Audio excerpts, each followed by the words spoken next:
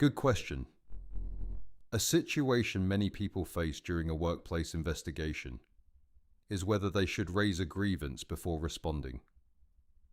This usually happens when something about the process starts to feel uncomfortable. Perhaps the investigation feels one-sided. Perhaps communication has become unclear. Or perhaps the situation simply feels unfair. When that happens, raising a grievance can feel like the natural response. In earlier videos, we looked at how workplace investigations normally operate and how suspension is often used as a procedural step. But once an investigation begins, another question often appears. Should you raise a grievance, or could doing so actually complicate the situation?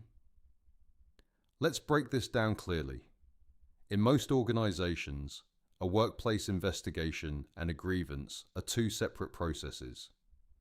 An investigation is usually a fact-finding exercise. Its purpose is to understand what happened before any disciplinary decision is made. A grievance, on the other hand, is a formal complaint raised by an employee about workplace concerns. This might relate to management behavior, procedural fairness, or workplace treatment. Because these are separate processes, the timing of a grievance becomes important. Many employees feel the urge to raise a grievance immediately when an investigation begins, especially if the situation already feels uncomfortable or unfair. However, raising a grievance at the very beginning of an investigation can sometimes create procedural complexity. In practice, employers will often pause the grievance until the investigation is completed. This is because both processes may involve reviewing the same facts, evidence, and witnesses. That does not mean a grievance is inappropriate, but it does mean that timing and structure matter. There are situations where raising a grievance during an investigation may be reasonable. For example, if there are concerns about procedural fairness, if there appears to be a conflict of interest involving the investigator, or if the way the process is being conducted creates unnecessary pressure or confusion.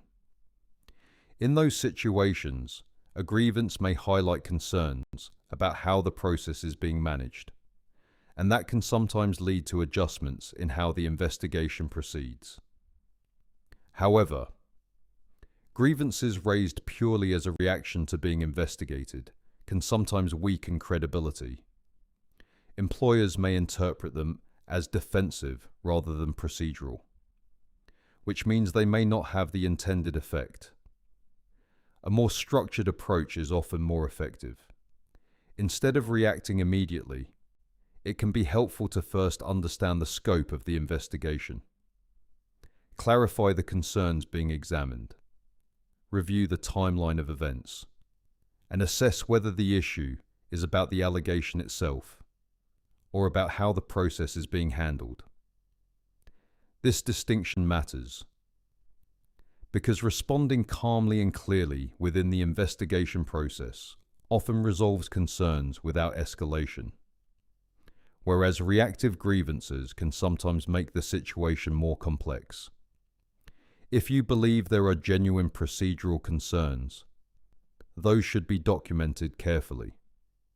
Employers would normally be expected to conduct investigations in a fair, proportionate, and transparent manner. If the process appears to deviate significantly from that standard, it may raise questions around procedural fairness. The key point is this: a grievance is a formal step, and formal steps are usually more effective when they are structured, evidence-based, and timed carefully. If you would like structured guidance before responding to a workplace investigation, you can book a workplace investigation readiness review. You'll find the link in the description below. Thank you for watching.